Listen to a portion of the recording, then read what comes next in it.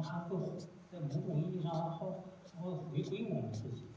这个我们说不是说现实意义上，对吧？我们想一想，他讲的这个循环往复，这个道理，我就举一个我们在地球上的生命的系统，它本身是一个循环的这个事实，大家就理解，从某种意义上理解我讲的是什么。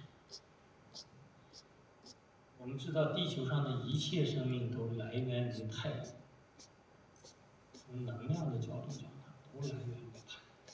没有太阳，就没有植物；没有植物，就没有食草的动物；没有食草的动物，就没有食肉的动物；没有食肉的动物，就不会有灵长类，不会有人类。这些植物都哪儿去了呢？植物的化石，现在仍然用它做燃料，所以叫做煤。动物的那些化石，我们仍然用它做燃料，那就是石油。它含在我们生命的能量系统里面，在循环，没有消失过。循环，恐龙呀、猛犸象呀，我们是在一起。我们现在电灯能亮，话筒能响，是不是在用电？这些电，就靠这些碳的形式，就是我们地球上产生的这个碳的生命的，所以说地球上的生命就是碳基，碳的循环就可以，对吧？所以说在这个时候呢，我们就知道，庄子讲这个呢不是一个局部，他讲的是我们只要是和万事万物结成一个整体，那我们个人都是一些小事情，个人的事情都是小事情。当年打济南的时候，收准粟裕下令，我们拿出700山东麻子，攻克坚城济南。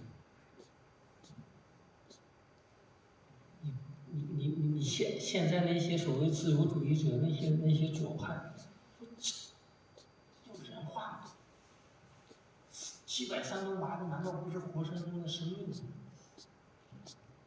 说的都是啥玩意儿？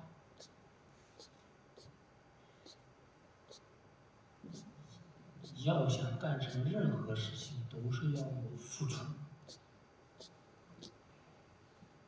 要有牺牲，没有那么容易的事情，牺牲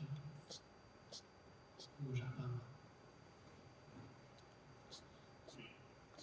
所以说你要知道，任何事情，就说我们周边发生的历史，曾经发生的和将要发生的事情，它都是这个。问题是我们要看得更开阔一点，从个人那个小我当中突破，看到我们和这个宇宙大化的这个联系。好，那我们看一看啊，这个我们下面呢轻松一点，刚才讲了很多玄理，我们现在呢轻松一点，我们举几句诗句，这都是从陶渊明的那个诗集里面这个摘录出来的。陶渊明，我们为什么取陶渊明比别人呢？就是因为陶渊明是诗人里面的庄子，对吧？我们看一看啊，他讲这个采菊东篱下，悠然自得，饮酒诗非常有名。但是呢，我们知道历史上对这两句诗的这个理解呢，一开始评价不是太高，对吧？南北朝时期的那些诗品呀、什么文论呀，对这个陶渊明的诗评价它越来越高，越来越高。高到什么程度呢？我们说，中国古代出了那么多了不起的诗人，这些诗人的排序里面叫曲陶李杜，屈原、陶渊明、李白、杜甫，前4，地位有多高？你看他说的不是家常话吗？看他的境界高。是不是王国维先生他那个写《人间词话》的时候，他说讲这个无我之境，举的例子就是这个。就说他讲的是话题，就是采菊东篱下，一户人家难跟他是这么一个话题。他跟南山不是作为他陶渊明所观察的对象，而自然的产物的那样的一个主客之间没有隔阂。